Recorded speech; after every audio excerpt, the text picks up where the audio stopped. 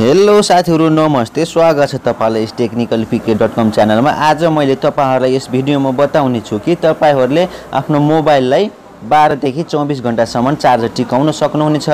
यो मेरो ग्यारेन्टी रहेको छ। यदि तपाईले यो दुईटा सेटिङ फलो गर्नुभयो भने तपाईले अवश्य पनि आफ्नो मोबाइलको ब्याट्रीलाई 12 देखि 24 घण्टासम्म टिकाउन सक्नुहुनेछ। यो मेरो ग्यारेन्टी रहेको छ। यस दुई सेटिङको बारेमा बताउनु भन्दा पहिला मेरो एउटा सानो रिक्वेस्ट छ साथीहरु, तपाईले त्यो काम गर्नुपर्ने हुन्छ। त्यसको लागि साथीहरु तपाई युट्युबमा जानुहोस्।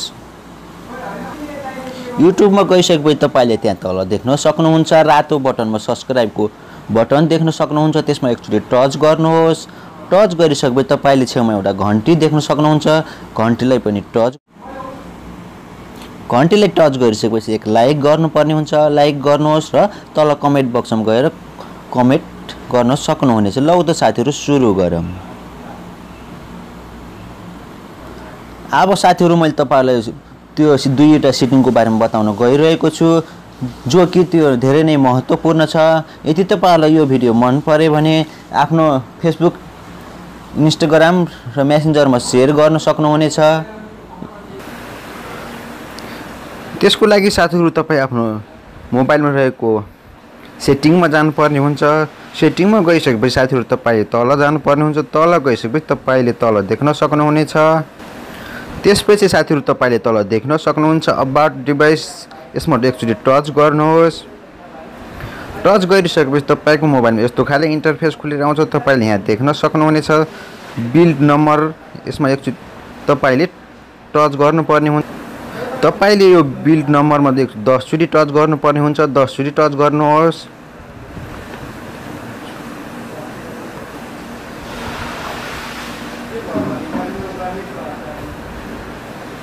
यति गरिसकेपछि साथीहरु हाम्रो मोबाइलमा डेभलपर अप्सन ओपन भइसकेको छ। त्यसपछि तपाईले एकचोटी ब्याक गर्नुहोस्। ब्याक गरिसकेपछि तपाईले त्यहाँ देख्न सक्नुहुन्छ डेभलपर अप्सन। यसमा एकचोटी टच गर्नुहोस्। त्यसपछि तपाईले माथि देख्न सक्नुहुन्छ डेभलपर अप्सन लेखेको छ। यसको तल तपाईले यसलाई अफ भएको छ भने त यसलाई अन गर्न होला। यसको लागि तपाईले ओके गर्नुहोस्। त्यसपछि साथीहरु तपाई तल आउनु पर्ने हुन्छ। तल आउनुहोस् अलि तल। तपाईले त्यसपछि देख्न सक्नुहुन्छ लिमिट ब्याकग्राउन्ड प्रोसेसमा एकचोटी टच गर्नुहोस्। यहाँ तपाईले देख्न सक्नुहुन्छ थुप्रै खाले अप्सनहरु आएको छ। यहाँबाट तपाईले आफ्नो मोबाइलको ब्याट्रीलाई रिकभर गर्न सक्नुहुनेछ। यहाँ तपाईले देख्न सक्नुहुन्छ नो ब्याकग्राउन्ड प्रोसेसमा एकचोटी टच गर्नुपर्ने हुन्छ। त्यसपछि साथीहरु तपाईले त्यहाँ देख्न सक्नुहुन्छ नो ब्याकग्राउन्ड प्रोसेसमा तपाईले टिक गरिसकेपछि तपाईले यहाँ देख्न सक्नुहुन्छ हाम्रो टिक भइसकेको छ। त्यसपछि तपाई ब्याक आउनुहोस्। त्यसपछि साथीहरु तपाई ब्याक आउनुहोस्। ब्याक आइसकेपछि तपाईले यहाँ खोज्न पर्ने हुन्छ अडियो प्रोफाइल। त्यसपछि साथीहरु तपाईले यहाँ देख्न सक्नुहुन्छ रिङटोन साउन्ड।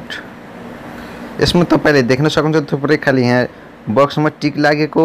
यिनी बक्सलाई तपाईले अफ गर्नुपर्ने हुन्छ, किनकि यिनी बक्स यहाँ तपाईले देख्न सक्नुहुन्छ dial keyboard tones, screen lock sound, keyboard tones.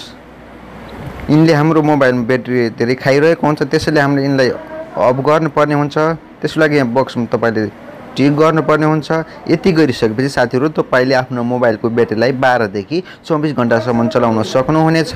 आजलाई भिडियो यति नै थियो। यदि तपाईलाई यो भिडियो मन पर्यो भने साथीहरु आफ्नो शेयर गर्न नभुल्नु होला। आफ्नो फेसबुक, मेसेन्जर, इन्स्टाग्राम, ट्विटरमा शेयर गर्न नभुल्नु होला। अर्को भिडियो लिएर आउने छु। आजलाई यति नै। हवस् त, धन्यवाद।